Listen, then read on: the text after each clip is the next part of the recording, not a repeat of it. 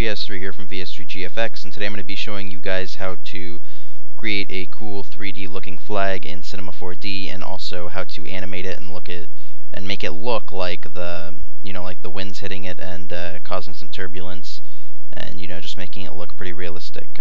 Basically taking a 2D image of a flag and making it look 3D by animating it and causing it to move. So with that said, basically what I'm going to first off show you how to do is just the basics of the clothilde tag and what it does and the dynamics and stuff like that. So first off, before we get into making the flag, I'm just going to go over here to a sphere and go over here and also make a plane. You can do this with any object from here. You can do it with a cube or anything, it doesn't really matter. But I'm going to do it with a sphere, so I'm going to go over here to the plane, and I'm going to go over to the plane and make it editable by either clicking C with the plane selected, or by going over here to the left and clicking on the two spheres. Now I'm going to go over here to the clothilde tag and choose cloth, and then under sphere, I'm going to right click, go to the clothilde tag, and choose collider. Now if I press play, you will see the cloth will fall down and wrap around the sphere. If you go to the plane and before you make it editable, you can always change the segments and it will appear, these squares will be much smaller and the overall render will be much smoother. So that's basically the basics of the clothilde tag. You have all these, you have the gravity, you can make it move, you can make it fall faster, you can make it float up. It's all up to you.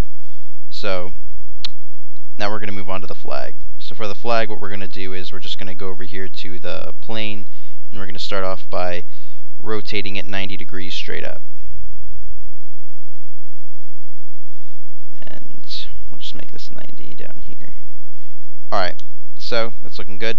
I'm going to rotate it now so I'm looking straight at it, and I'm going to go ahead and drag it down, just kind of make it look to have a 16:9 sort of shape to it, just so the flag doesn't look distorted when I apply the material.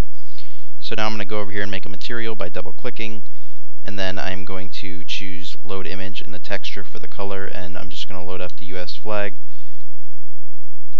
uncheck specular, and go ahead and drag the flag on top of right here.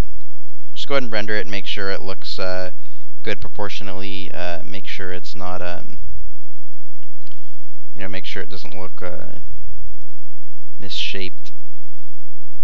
That looks better like that. So I'm pretty good. I'm pretty happy with the flag so far. So now what we're going to do is we're going to go over here and make another new material, and now we're just going to go ahead and make the sky. So again, we're going to uncheck specular, and we're just going to go over here, and I have a HD image of a sky, and I'm just going to go to objects, scene, sky, and just drag this material on top of the sky.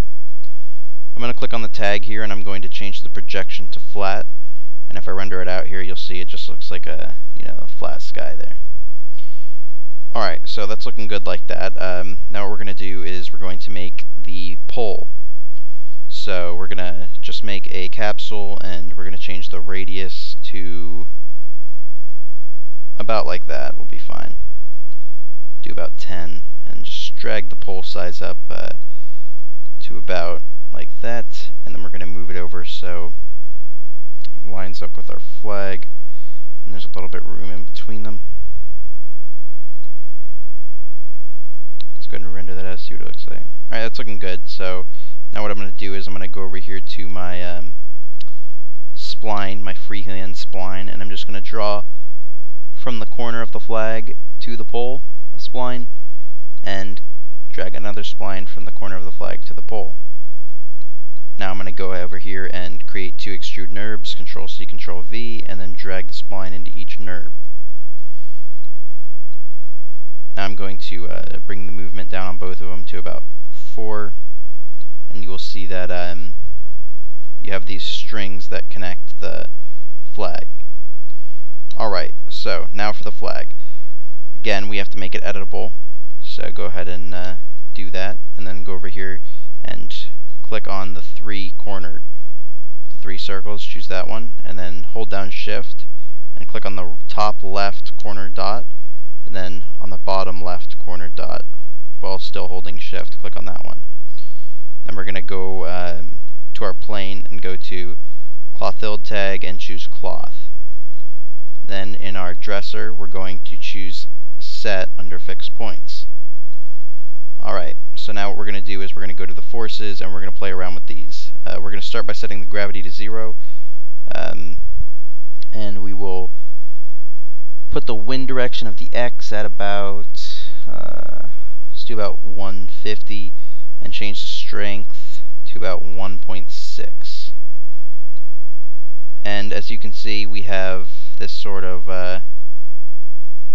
light wind.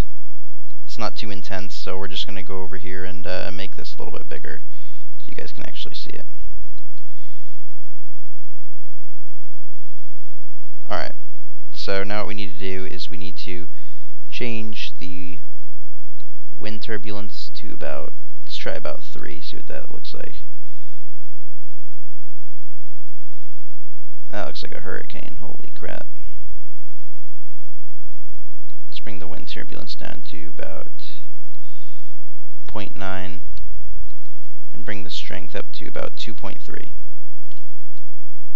Go ahead and play that. Alright, there you go, that looks better. As you can see, we got the wind here, and we have the 2 points connected to our strings, which are connected to the pole. And that's basically it for that, guys. I hope you liked this tutorial. If you have any requests for more tutorials, please go ahead and post a comment letting me know. Also, if you could rate the video and subscribe, I'd appreciate it.